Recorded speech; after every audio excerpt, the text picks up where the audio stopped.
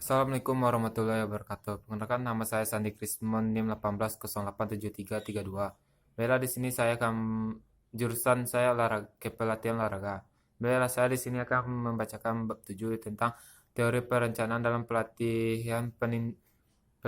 Pentingnya perencanaan dan perannya dalam pelatihan. Proses perencanaan dalam pelatihan mewakili suatu yang terorganisir dengan baik, metodis, dan ilmiah. Prosedur yang membantu atlet untuk mencapai tingkat pelatihan kinerja yang tinggi. Dengan demikian, perencanaan adalah alat paling penting digunakan seseorang pelatih untuk upaya melakukan program pelatihan yang terorganisir dengan baik. Seorang pelatih hanya seefisien dan terorganisir. Agar efektif dalam usaha perencanaan, seorang pelatih harus memiliki keahlian dan pengalaman profesional tingkat tinggi. Pembentukan perencana mencerminkan informasi metodisnya dan berasal dari pengetahuan di semua bidang pendidikan jasmani serta pertimbangan potensi atlet dan tingkat perkembangan serta fasilitas dan peralatan yang tersedia. Rencana pelatih juga harus objektif dan harus didasarkan pada kinerja atlet dalam tes atau selama kompetisi. Pelatihan dan pertimbangan jadwal kompetisi. Selain itu, rencana pelatihan harus sederhana, sugestif, dan di atas semua fleksibel, sehingga isinya dapat memodifikasi semua tingkat kemajuan atlet dan peningkatan pelatih dalam pengetahuan metodis. Persyaratan umum dalam perencanaan. Ketika seorang pelatih mengembangkan rencana pelatih, dia harus mengikuti persyaratan proses perencanaan. Menurut persyaratan berikut harus dipertimbangkan. Rencana jangka panjang harus dicampur dengan rencana saat ini. Rencana jangka panjang merupakan persyaratan yang penting dalam proses pelatihan digunakan oleh pelatih sebagai sarana objektif untuk memadu pelatihan atlet. Pembentukan rencana semacam itu menurut keterampilan dan kinerja terus meningkat tingkat yang harus dipertimbangkan oleh pelatih yang harus mencoba. Oleh pelatih yang terus harus mencoba untuk meramalkan level yang dicapai masa depan dan mengarahkan program atletnya menuju tujuan yang sama. Setelah proses meramalkan, kemudian harus menguraikan sarana pelatihan tepat untuk mencapai kinerja dan tujuan penelitian pelatih. Tujuan dari rencana jangka panjang bergantung pada parameter dalam siklus makro dan mikro rencana tahunan. Dengan demikian, masa depan kontinuitas progresi pendekatan secara itu demikian hanya untuk atlet oleh elit tetapi terutama anak-anak dan remaja jaminan bimbingan. Menetapkan dan menekankan faktor pelatihan utama. Selama pelatihan, seorang pelatih harus selalu berusaha untuk menetapkan secara setara atau sesuai dengan kebutuhan atlet. Setiap pelatih harus pentingnya volume atau intensitas yang mendasarinya, namun pembangunan dan profesional seringkali seorang atlet akan meningkatkan lebih.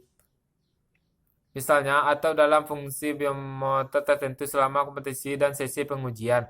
Selama kompetisi harus menilai peningkatan atlet dan membandingkan level yang dicapai dengan tujuan yang direncanakan untuk fase itu.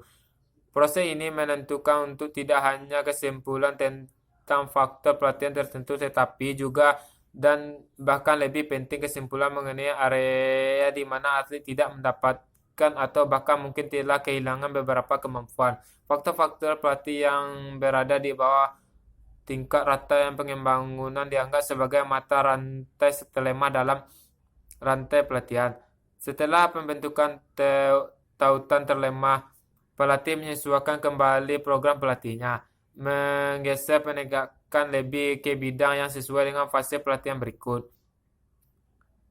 Dalam fase pelatihan berikut, seringkali peningkatan teknik atlet yaitu dalam senam tergantung pada tingkat perkembangan kekuatan tinggi. Jika seorang pelatih menyadari bahwa pesenam ini tidak dapat melakukan elemen teknis karena kekuatannya tidak memadai, maka kekuatan menjadi mata rantai terlemah yang harus ditekankan pada fase pelatihan berikut. Rencana pencapaian berkala. Di awal setiap fase pelatihan harus mencatat tujuan kinerja dan standar tes ingin yang dicapai selama atau diakhiri siklus pelatihan tertentu. Tujuannya dari setiap fase pelatihan harus dicapai secara berkala yang satu sisi akan menunjukkan peningkatan bertahap. Tingkat pelatihan yang serta kemampuan kinerja dan sisi lain akan memastikan kelangsungan program pelatihan kualitas yang sehat. Penetapan tujuan kinerja, faktor pelatih dan standar pengujian untuk setiap fase pelatihan menghilangkan pendekatan acak yang masih digunakan oleh banyak pelatih ini. Diabaikan oleh beberapa pelatih yang melanjutkan untuk secara dramatis meningkatkan salah satu atau keduanya volume atau intensitas pelatih. Tindakan tersebut dapat menurunkan kemampuan kinerja bahkan kesejahteraan seorang atlet. Karena itu, pelatih harus menggunakan konsep kemampuan kinerja dan bahkan kesejahteraan seorang atlet. Karena itu, pelatih harus berusaha keras untuk mencapai standar dan tetapkan kinerja tujuan. Untuk memaksimalkan potensi, jenis-jenis rencana yang digunakan pelatih. Efektif pelatih dalam pelatihan biasanya terkait langsung dengan kemampuan untuk diorganisasi dan menggunakan alat perencanaan yang tepat. Konsekuensinya seorang pelatih yang terorganisir dapat menggunakan semua dan sebagian rencana pelatih berikut. Rencana pelajaran pelatih siklus mikro, makro, rencana tahunan dan 4 tahun. Rencana yang lebih panjang 8-16 tahun sering digunakan di Eropa Timur terutama untuk anak-anak yang dipilih kinerja tinggi. Ketika seorang pelatih memulai kegiatan perencanaan, ia biasanya mulai dengan menetapkan parameter pelatihan jangka panjang yang dicapai pada akhir siklus panjang seperti rencana 4 tahunan. Dalam rencana kaudratnya, pelatih menetapkan kinerja dan tujuan faktor pelatih untuk setiap yang disiapkan rencana tahunan untuk tahun berjalan. Tujuan namun untuk rencana tahunan dan jadwal kompetisi digunakan membangun siklus makro dan mikro. Rencana jangka pendek yang digunakan pelatih adalah rencana pelajaran pelatihan. Meskipun pendekatan di atas adalah metode suara, untuk tujuan kesederhanaan pengembangan perencanaan akan dimulai pelatihan.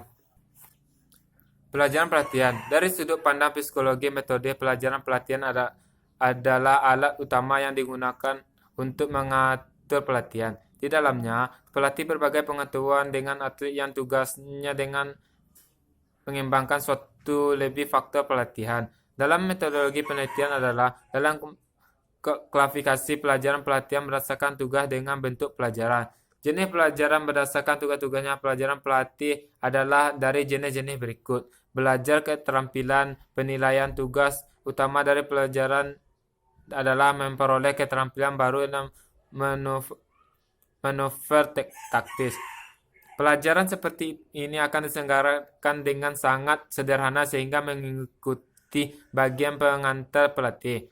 Menjelaskan tujuan dan pemanasan, sisa waktu akan didedikasikan untuk perolehan keterampilan. Beberapa untuk memperoleh keterampilan akan digunakan untuk membuat beberapa komentar mengenai apakah tugas itu telah dicapai atau tidak.